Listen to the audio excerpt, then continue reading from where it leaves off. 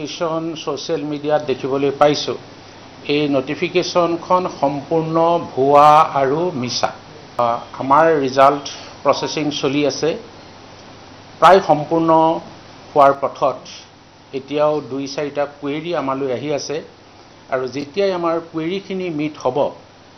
তেতিয়াই আমি ৰিজাল্ট ঘোষণাৰ কথা প্ৰকাশ কৰিম আমি ৰিজাল্ট সম্পৰ্কত যেতিয়ালৈকে সম্পূৰ্ণ ৰিজাল্ট প্ৰসেসিং হৈ নুঠে সঠিককৈ ক'বলৈ টান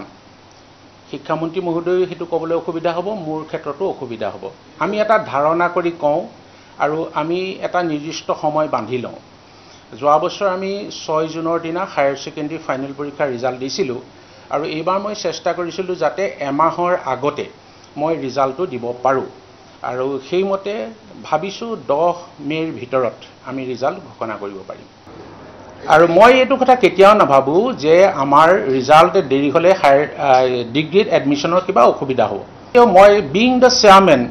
alone I can't take any decision সকলো ক্ষেত্ৰতে কিছুমান ক্ষেত্ৰত মই ল'ব পাৰোঁ কিন্তু এতিয়াও সিদ্ধান্ত লোৱা নাই লেট মি ডিসকাস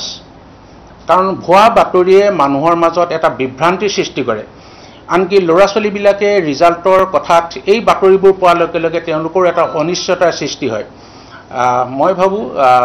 যদি কিবা আমি কেছ ফাইল কৰিব এফআইআৰ ফাইল কৰিবলগীয়া হয় মই চিন্তা কৰিম এতিয়ালৈকে কিন্তু মই সিদ্ধান্ত লোৱা নাই তো এনেকুৱা মেট্ৰিকত হেতু আসলে স্থান নহয় ইন অৰ্ডাৰ অফ মেৰিট 5 জন ষ্টুডেণ্টক তাত দেখুওৱা হৈছে আৰু পজিশন থাকিব নে নাথাকিব এই সিদ্ধান্তটো আমাৰ এক্সামিনেশ্যন কমিটিয়ে ল'ব মই কৈছোঁ যে চেয়াৰমেনে সকলো কথা অকলে সিদ্ধান্ত ল'ব নোৱাৰে আমাৰ প্ৰত্যেকটো কথাৰে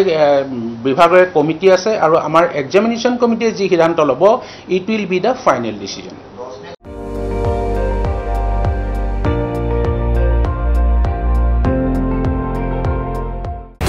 আপুনি চাই আছে ND24 সৰ্বশ্ৰেষ্ঠ নহয় সৰ্বোত্তমৰ দৌৰত